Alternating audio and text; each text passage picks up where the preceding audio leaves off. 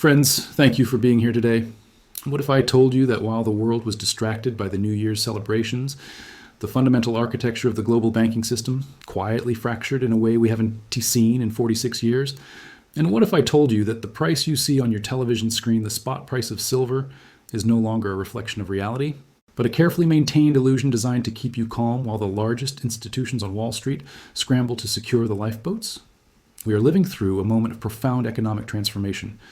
It is a shift that history books will likely record as the end of the paper age and the violent return to hard assets. For decades, we have been warned about a potential decoupling of the physical markets from the financial markets. We have discussed in theoretical terms what would happen when the claims on gold and silver exceeded the actual metal available in the vaults. We have asked what happens when the music stops.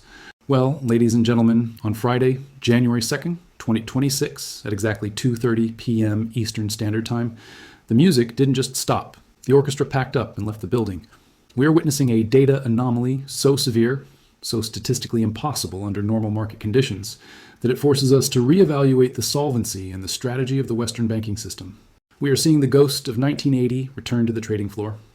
For those of you who remember the Hunt brothers and their attempt to corner the silver market, you know the kind of volatility and desperation I'm referring to. But this time, it is not two cowboys from Texas trying to squeeze the market. This time, it is the banks themselves. Today, we are going to look at the cold, hard arithmetic of what just happened.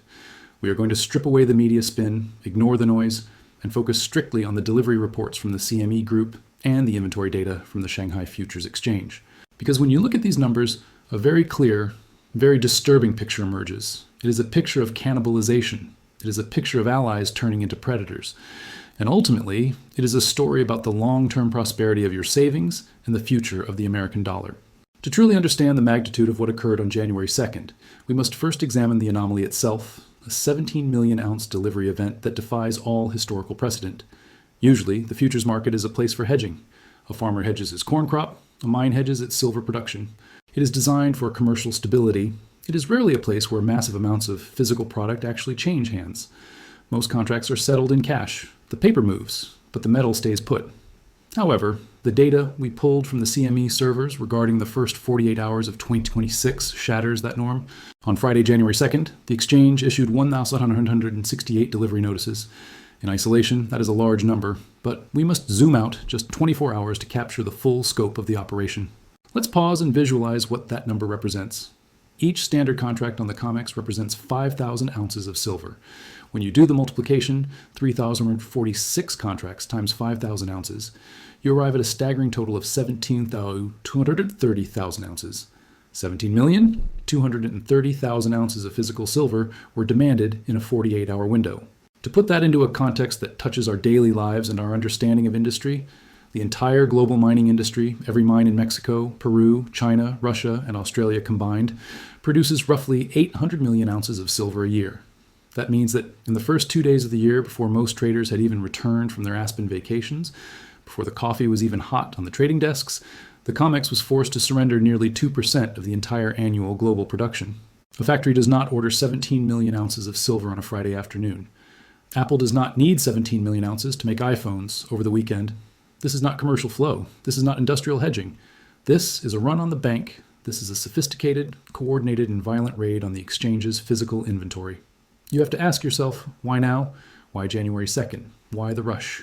The answer lies in the geopolitical landscape we have been monitoring for months. As of the morning of January 2nd, the China export ban went live. We have spoken about this China wall for some time, the decision by Beijing to restrict the export of strategic metals, to conserve them for their own solar and military manufacturing. As long as that ban was just a threat, the markets remained calm. But on January the 2nd, it became law. The supply lines from the east were severed. The sharks in New York, the senior traders at JPM, at Citi, at Goldman, they knew this moment was coming. They understood the implications immediately. They realized that the 39 million ounces sitting in the registered vaults of the COMEX were the last easy ounces left on planet Earth. They knew that once those ounces were claimed, the price discovery mechanism would break. So they didn't wait. They didn't dip their toes in. They smashed the buy button. They stripped nearly half of the available registered inventory in 2 days because they knew that being second in line meant getting nothing. Now, while the volume alone is historic, the intent behind that volume is what signals a true regime change in the global economy and the death of the gentleman's agreement. For 40 years, the silver market has largely operated on what insiders call a gentleman's agreement. The major bullion banks, the entities that manage the flow of metal, have historically worked together to maintain liquidity and suppress volatility. They would pass the silver back and forth like a hot potato. Bank A would sell to Bank B would sell to Bank C, and nobody would actually go through the expensive and cumbersome process of loading 1,000-ounce bars onto armored trucks. It was a paper shuffle, a game of musical chairs where everyone agreed not to remove any chairs. On January 2nd, 2026, the gentleman's agreement died. When we look at the issuer and stopper data, the technical terms for who sold the silver and who caught it, we see a brutal civil war taking place within the banking cartel. Usually, the list of buyers and sellers is mixed. But in this report, the flow was incredibly one-sided. The metal stopped moving in a circle and started moving in a straight line out of one bank's vault and into another bank's fortress. The victim in this transaction, the issuer, who was forced to bleed inventory, was largely Deutsche Bank. They were forced to deliver approximately 3.2 million ounces in a single session. They were the ones vomiting up precious inventory that, in this environment, they desperately needed to keep. And who was the aggressor? Who stood on the other side of the trade with a bucket, catching every single drop? It was JPM and Citigroup. These two entities combined to stop, or take delivery of, 4.4 million ounces on Friday alone. When you look at the total market share of that day's deliveries, JPM and Citigroup effectively cornered 80% of the market. This is the definition of cannibalization. The banks are no longer working together to hold the price down or manage public perception. The truce is broken. They are now eating each other to secure the lifeboats. Why would JPM, an institution that has historically held massive short positions, suddenly flip the script and become the most aggressive buyer of physical metal in the world? Because they see the writing on the wall. They understand that when a currency dies or when a supply chain collapses, the thieves stop stealing from the public and start stealing from each other. There are no gentlemen left on Wall Street today. There are only predators and prey. And right now, Deutsche Bank is the prey, bleeding out on the floor of the exchange while its former allies strip it of its hard assets. While the giants are feasting on the carcass of Deutsche Bank in the wholesale market, sucking up 4 million ounces of industrial bars before they can even touch the pavement. The situation for the little guy, for you, for me, for the average American family trying to secure their retirement has gone from difficult to impossible. We are witnessing a total blackout of the retail supply chain. If you think the raid on the COMEX was violent, you should see what is happening on the websites of the major bullion dealers right now. It is a digital ghost town. I spent the evening of January the 2nd monitoring the inventory feeds of the big three online dealers in the United States, SD Bullion, Kitco, and APMEX. These are the logistical hubs of the retail market. They are the Amazon, of precious metals. Let's look at the data from SD Bullion. This is a company that usually stocks tens of thousands of coins, ready for immediate shipment. As of 7:00 p.m. on the night of the raid, their product page for the current year American Silver Eagle displayed a terrifying message: out of stock. But the out-of-stock message isn't the worst part. We have seen shortages before. The terrifying part is the estimated shipping date. Usually, when a dealer runs dry, they will tell you, order now, ships in 2 weeks. Tonight, the estimate says, next shipment, March. We are in early January. They're telling you that for the next 8 weeks, there is zero inventory coming into their warehouse. Why? The chain of causality is clear. The U.S. Mint, which produces the eagles, cannot get the silver blanks, the round planchets of silver ready for stamping. And why can't the U.S. Mint get the blanks? Because the companies that make the blanks need 1,000-ounce industrial bars to melt down. And where are the 1,000-ounce industrial bars? JPM just bought them all. The blue whale ate the feedstock. JPM intercepted the industrial supply upstream, leaving the retail mints downstream with nothing but empty conveyor belts. Now, look at Kitco. The situation there is even more stark. You go to their Silver Eagle page, and you don't even get a price. You get a grayed out box that says unavailable. They aren't even taking back orders. They have closed the order book completely. This is significant. You have to understand the psychology of a dealer. Dealers love back orders. A back order is an interest-free loan from the customer.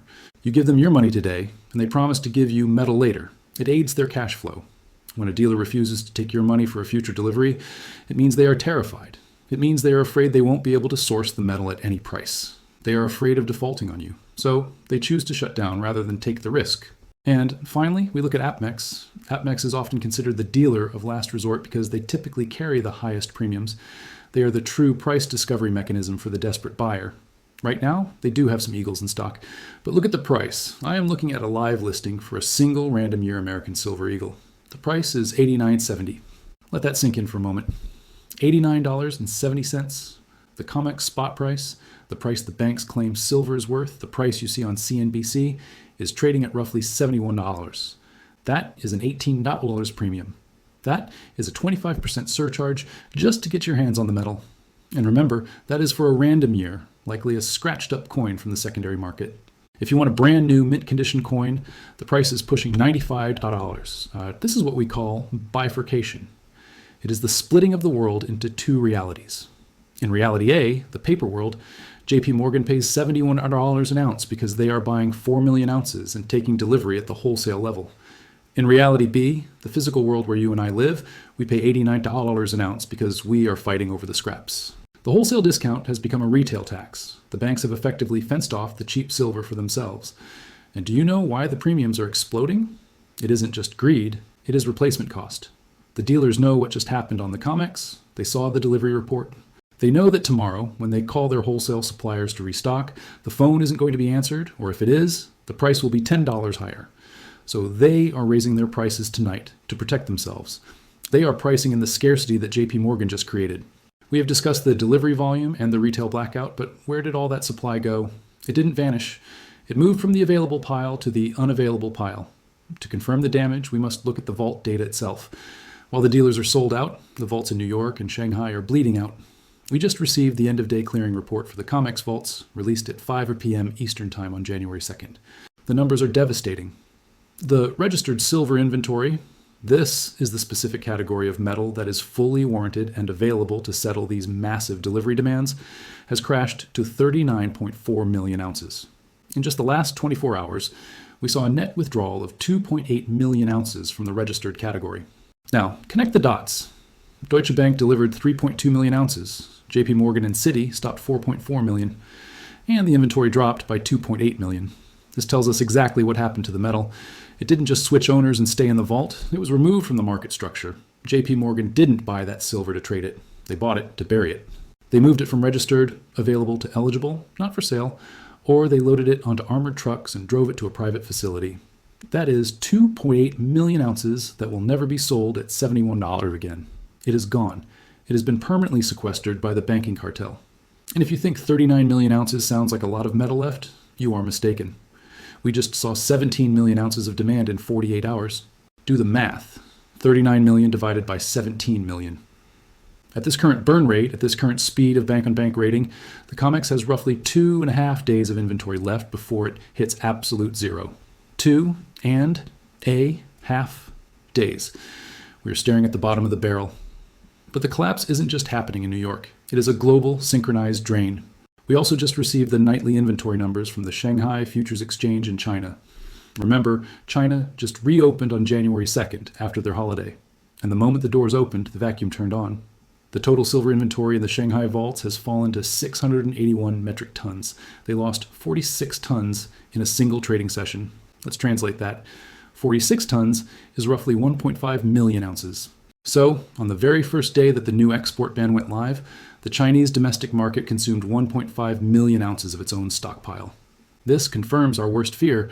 The Chinese market is panicked. The industrial buyers in Shenzhen and the solar manufacturers in Jiangsu are not waiting.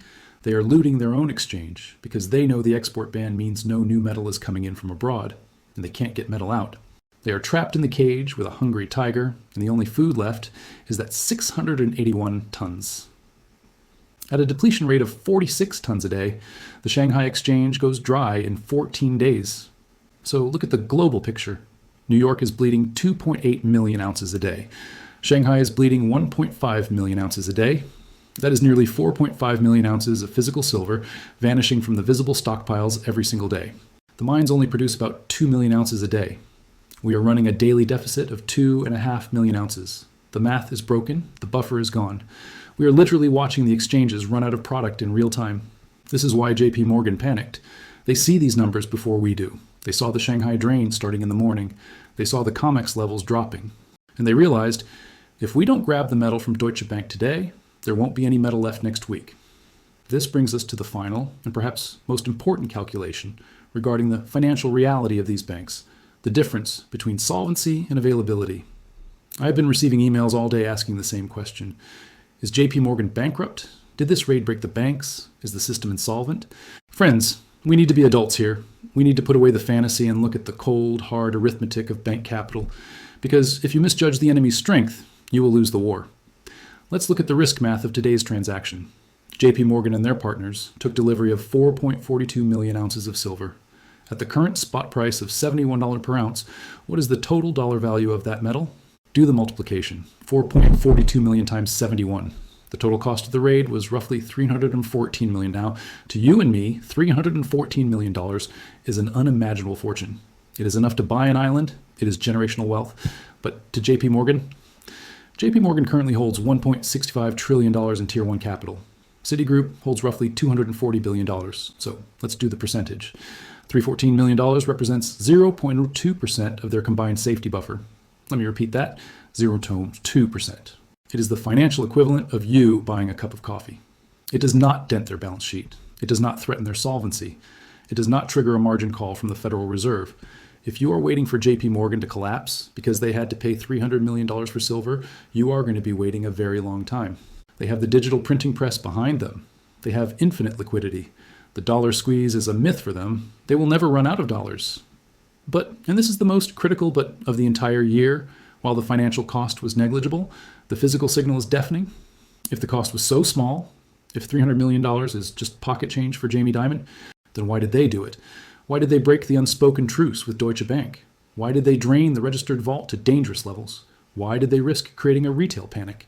Because while they have infinite dollars, they know there is finite silver. They raided the market today not because they had to spend the money, but because they had to secure the metal. They know that the $314 million they spent today bought them 4 million ounces. But they also know that next week, that same $300 million might only buy them 2 million ounces. And next month, it might buy them nothing. This proves that the crisis is not about solvency. It is about availability. It is a physical lockout. The banks are effectively converting their worthless paper fiat, which they can print for free, into the only asset that China, Samsung, and Tesla are fighting over. They are swapping the fake asset for the real asset at a speed we haven't seen since 1980. They are front-running the inevitable revaluation. They are not the dumb money getting squeezed. They are the ruthless money doing the squeezing. They are squeezing Deutsche Bank. They are squeezing the retail buyer. They are squeezing the industrial user. They are gathering the remaining chips on the table before the casino lights turn off. Now, we must pivot from the high-rise boardrooms of Manhattan to the kitchen tables of the American heartland. Because, ultimately, this is not just a story about Deutsche Bank or JP Morgan. It is a story about the future of your labor and the resilience of our national economy. We must look closely at what this event signals for the American family and the concept of American prosperity. For the last 20 years, we have lived in an era of financial engineering. We were told that wealth was generated by stock buybacks, by derivatives, and by the velocity of money. We were told that fiscal responsibility was an outdated concept, something to be managed by central planners with PhDs rather than by families balancing a checkbook. But what JP Morgan did today exposes the lie at the heart of that system. By aggressively moving to secure physical assets, the largest bank in the Western world is effectively voting against the very system it helped create. They are admitting, through their actions, that in a crisis, financial complexity is a liability, and physical simplicity is the only true safety. This brings us to the concept of economic resilience. True resilience is not found in a 401k balance that can be wiped out by inflation or market correction. True resilience is found in ownership. When you see the banks scrambling for metal, they are securing their future. The question you must ask is, are you securing yours? This is about more than just buying silver coins. It is about a philosophical return to the values that built this country.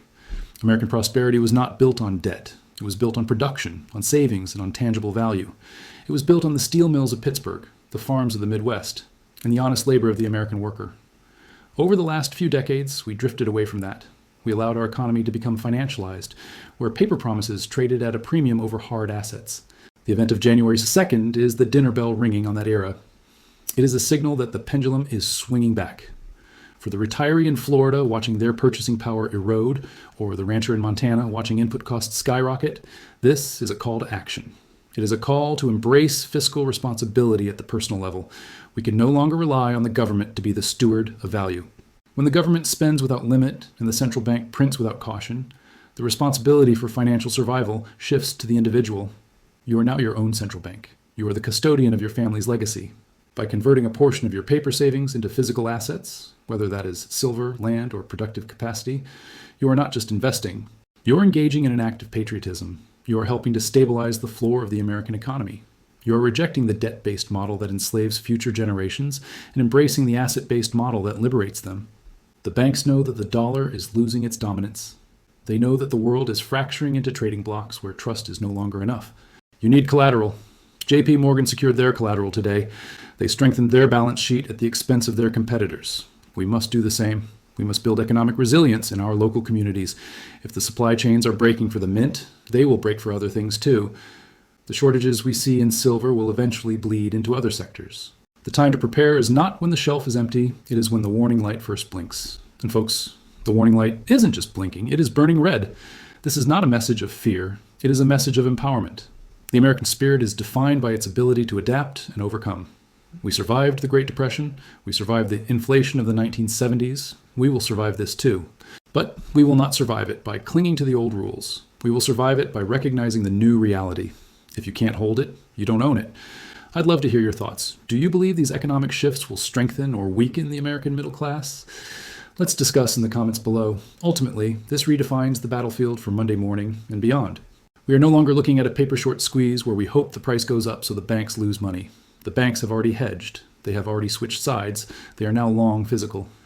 We are looking at a bank-on-bank war for survival. It is Deutsche Bank versus JP Morgan.